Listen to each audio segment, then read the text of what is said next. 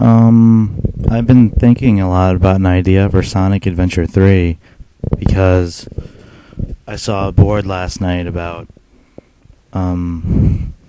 someone asking why so many people wanted Sonic Adventure 3 and I guess kind of bashing the idea of it. And just about everybody, I mean, there were some people that liked the idea, but pretty much everybody agreed with him about how they thought it was a bad idea and that people need to really just drop it. So I went on Google and just looked up Sonic Adventure 3 and found a bunch of fan box arts. I think some of them are pretty good looking, or, at least have a very good idea, and some of them aren't so good. I like how some of them actually have the Dreamcast logo on them, but or the GameCube one. But I think the problem is I really think that the game, and I know people probably would think this really doesn't have much of an impact at all, but I really think that the game should be rated E because, well, one of the things people say is that Sonic games that try to be more like Sonic Adventure 3 follow that formula of the first two Sonic Adventures usually fail, and then Sonic Colors was good because it didn't try to be Sonic Adventure 3. But I understand what they're saying, but I also, and this is probably sounds stupid, I don't know, but I've noticed that when the games are rated E10, they're usually bad, and when they're rated E, they're actually really good. And I know that may not seem like it really has much of an impact at all, but the thing is when they're E10, they're generally a little bit more mature, and when they're E, they're more cute, even more kid-friendly. So, I mean, you gotta think about it. Sonic should be more like Mario, where he's E all the time. Really, it's just stupid to have E10 rated Sonic titles. Except for Shadow the Hedgehog, which is the only game, in my opinion, ESRB ever gave underrated, where it should have been teen and it was E10. There is no reason that game should have been E10. That was just too much. That would have been fine for a teen rating, but for an E10 rating, that was awful. Now, the reason I would want a Sonic Adventure 3 is not because I'm ignorant, as people on that board tried to say, but, I mean, I didn't actually post anything on the board, but I looked over it a lot. And Sonic Adventure was my favorite Sonic game of all time. It's one of my favorite video games of all time. In fact, it's probably my second favorite video game of all time, right after Super Mario 64. And Sonic Adventure 2 is also one of my favorite games of all time. It's not quite as high up on the list as Sonic Adventure 1, but it's somewhere around there. And that's my second favorite Sonic game of all time. And really, the Sonic Adventure 1 and 2 are the only Sonic games that I absolutely love. And I really don't know what my third favorite Sonic game is, because I'm not really... The other ones are just kind of okay to me. I mean, the adventure games are two of my favorite games of all time, but the other ones are just kind of okay. I mean, I grew up playing Sonic 2 and 3. I didn't play Sonic 1 for the first time until I played Sonic Adventure DX, actually. So I guess that maybe Sonic 2 or 3 would be my next favorite. But my point is, a lot of people liked Sonic Adventure 1 and 2, and I don't really see the problem, why people would have a problem with them liking it so much. It's it was a pretty good game. I mean, there were some points that Sonic Adventure brought treasure hunting and fishing into Sonic games, and they didn't really belong, and that pretty much everybody at least hated some aspect of the game, and I didn't really care for the fishing at first because I didn't understand it, but I didn't mind it afterwards. I didn't really like the Big the Cat levels, but they didn't really get on my nerves when I figured out how to do it. I just kind of went through the story mode, and that was it. I mean, no big deal.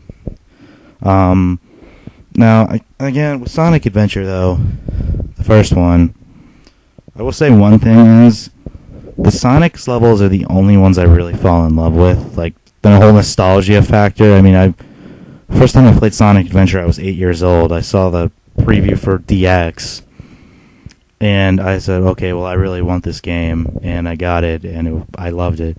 I had played Sonic Adventure 2 probably about a year or two before that, and I had played Sonic 2 and 3 a long time before that. So I was familiar to Sonic by then, but that was definitely my favorite.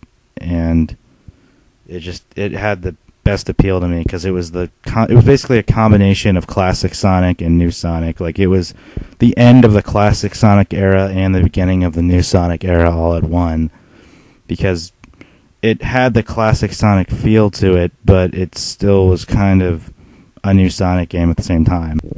That's just how I felt about it. I mean, like, other people, you don't have to agree with me or anything. It's just, I mean, Sonic Adventure 2 was definitely a new Sonic game. I will put that, with Sonic's different shoes and, Shadow. And the thing about Shadow is, I kind of like Shadow in Sonic Adventure 2. And I think this concept of Shadow was a good idea. It's just that Shadow would have been good if he was in Sonic Adventure 2 and then never brought back again. But they milked him and made him into this character that was just the most overly annoying thing that has ever been in a Sonic game. And like more annoying than the comic book characters, all of the comic book characters combined. And that's what kind of annoyed me, especially since he was supposed to die at the end of Sonic Adventure 2. He came back in Sonic Heroes. Still didn't really get on my nerves then. By Shadow the Hedgehog, I completely despised the character. That was an abomination, that game. But I heard people say that, moving on. I heard people say that Sonic the Hedgehog, the '06 one, was supposed to be like Sonic Adventure 3.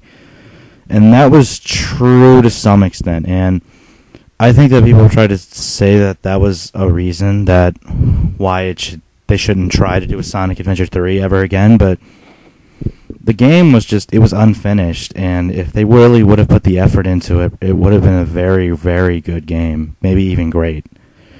And so, it's not like they can't try it again. It's just that they don't. They're just, a little too. Back to what I was saying. I'm sorry, I got a little sidetracked. What I was saying about Sonic Adventure 1 was that, the whole. Everybody hates some aspect of it. The Sonic levels were the only ones that were nostalgic for me, and those are my favorite Sonic levels of all time. In fact, I can still go back and play it for the GameCube a lot. I even downloaded it for Xbox 360. That's how much I love it. And I also like the Knuckles levels. I actually kind of do love the Knuckles levels. They're pretty fun to me.